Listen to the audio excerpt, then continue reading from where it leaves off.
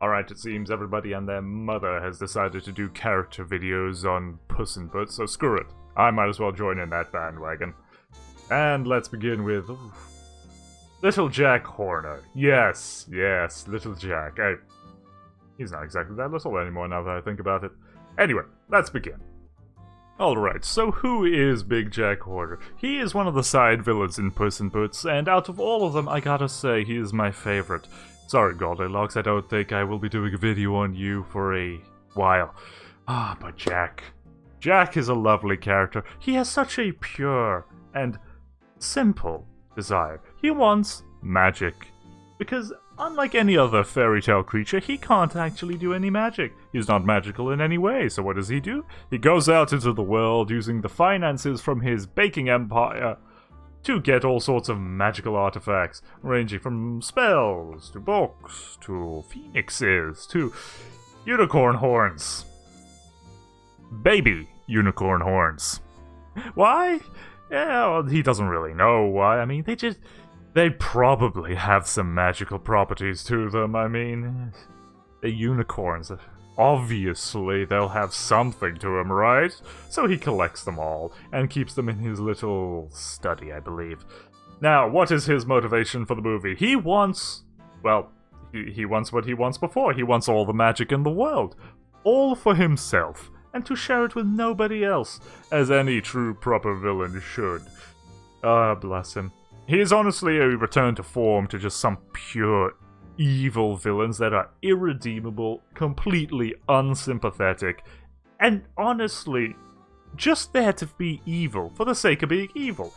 They just love doing it. It's not like they had a hard childhood or anything, or were abused in any way, or had some nervous break, or fell into a vat of chemicals. No.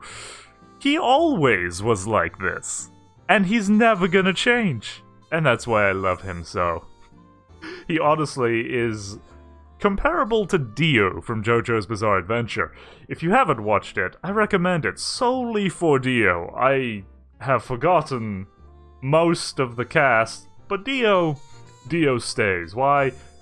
Because he's just unapologetically evil. He's a villain, and he's written to be a villain, just like Big Jack Horner here. He chases a merry band of cats, and I think that's a cat, through the magical forest, and every single step of the way, he picks the option that would cause the most amount of harm, not only to the enemies of him, Puss in Boots, Goldilocks, no, but to his own men as well. He has the Baker's Dozen, his group of, ninja chefs? We'll go with that. Who stewardly follow him around and help him in his task to acquire the last wish. And he doesn't care one bit about any of them. He sees them as you would see a pencil. If the pencil can write, it's a good pencil. If the pencil cannot write, it's a bad pencil. And what do you do with a bad pencil? You throw it away, that's right. What do you mean, sharpen it? No, throw away the pencil. Get a new pencil. Honestly, some people just wasting time and effort just sharpening a pencil when you could just go and get a new one. I love him. I do. It is just a return to form in terms of villainy. He is just a pure evil villain. He's the best. He is like Lord Farquaad from Shrek 2. If you haven't seen... Not Shrek 2, just Shrek 1. If you haven't seen the first Shrek movie, go watch it and you'll understand. He is a special boy. I believe he was named Lord Farquaad and modeled in such a way to resemble somebody that the animators and crew just hated. Just with a certain degree of passion. You understand? Like, you don't get this level of hatred by sitting down in a writer's room and concepting. No. It's something you feel in your soul, and you want to project that out to everybody else so they understand it just like you do. Farquaad. He was truly something special. But yes, this video isn't about Farquaad. This is about Jack Horner. Back on topic. Jack is written... And I can't stress this enough. He is written to be a completely unsympathetic villain. And I have to stress this, because in this day and age, we have so many villains that are written to have some sort of tragedy to them. Years ago, the Maleficent movie. Maleficent. If you don't know Snow White, Maleficent is the evil witch queen that curses Snow White to sleep forever. No, wait. It is. No, that's. No. That's Sleeping Beauty. No, Snow White gets poisoned by an apple from Maleficent because she's too beautiful, and Maleficent can't have that. No, they decided to try to reimagine Maleficent as a tragic figure, a sympathetic anti-hero or something or other. No, not for Jack Horner. That's not... No. Jack is just evil, and I love it. There's even a bit in the movie where Jiminy Cricket's... effectively Jiminy Cricket. He has Jiminy Cricket on his shoulder, just be like, "Oh, Jack, I don't think you should do that. That's a bit mean. Those bakers probably have, like, families they gotta go back to. Their kids will be real sad if their parents don't come back home." And Jack just doesn't listen to him at all. And there's a scene.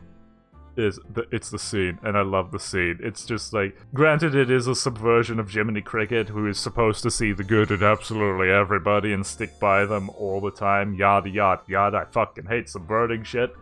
So much for not swearing. Where Jiminy Cricket just breaks down and finally accepts that no, you can't change Jack. He is evil. He is a monster. He is a sociopath. He wants what he wants, and he will not even... See, a sociopath will ignore you if you are not directly in his way. Jack actively takes the option that causes the most amount of harm to those around him. And he knows he's doing this, and does it anyway, with a smile. And oh, the smile. I love that smile. It's the arrogance on display. The sheer hubris, which he never loses. Not even in the end. It's beautiful. I love him. He's the best. Oh, I've wandered on, so let me try and get back to the point. The point is, Jack Horner is an unsympathetic villain. A pure, simple villain who you're not supposed to root for, who you're not supposed to, like, see yourself in, like so many people want to these days. Like, oh, I feel represented in this villain. It's like, no, they are a villain. You are not supposed to be represented by them. You are supposed to dislike them because they are a villain. And Jack Horner is that. He is evil. For the sake of it. Literally, for the sake of being evil. And it is honestly a breath of fresh air. It makes me so happy just to see that. It's like, yes, I don't need to think at all with this guy. I can tell from the get-go what he is, what he stands for, what I can expect, and that's not gonna change. My expectations are not subverted, and I am happy. You see that? Happy. I'm happy to get what I have expected out of this rotund individual.